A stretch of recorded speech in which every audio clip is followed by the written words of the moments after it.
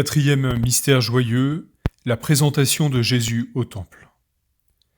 Évangile de Jésus-Christ selon saint Luc.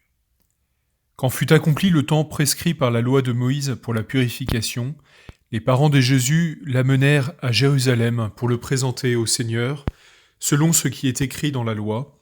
Tout premier-né de sexe masculin sera consacré au Seigneur.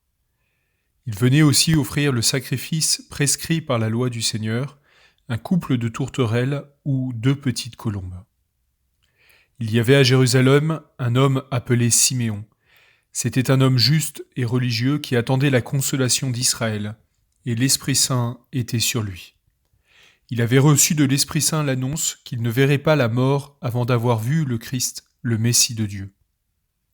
Sous l'action de l'Esprit, Siméon vint au temple, au moment où les parents présentaient l'enfant Jésus pour se conformer au rite de la loi qui le concernait.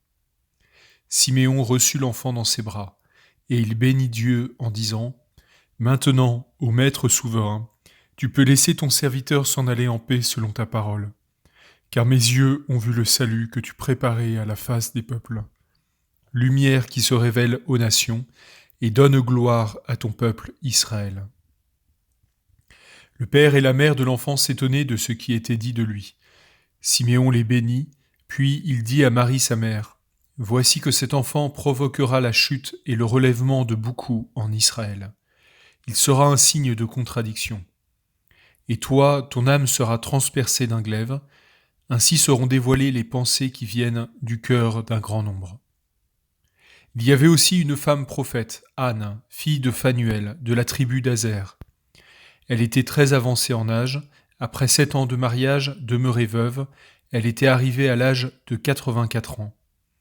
Elle ne s'éloignait pas du temple, servant Dieu jour et nuit dans le jeûne et la prière. Survenant à cette heure même, elle proclamait les louanges de Dieu et parlait de l'enfant à tous ceux qui attendaient la délivrance de Jérusalem. Lorsqu'ils eurent achevé tout ce que prescrivait la loi du Seigneur, ils retournèrent en Galilée, dans leur ville de Nazareth. Lorsque nous disons le chapelet et que nous méditons sur ce mystère, nous demandons généralement comme grâce l'esprit de consécration, c'est-à-dire être entièrement à ce que le Seigneur attend de nous.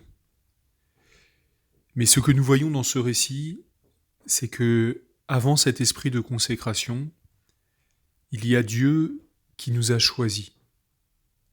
Avant même que Jésus puisse se rendre au temple, qu'il puisse se consacrer à sa mission, il est porté par la loi, il est porté par ses parents, il est porté par l'Esprit Saint, il est porté par Anne, il est porté par Siméon.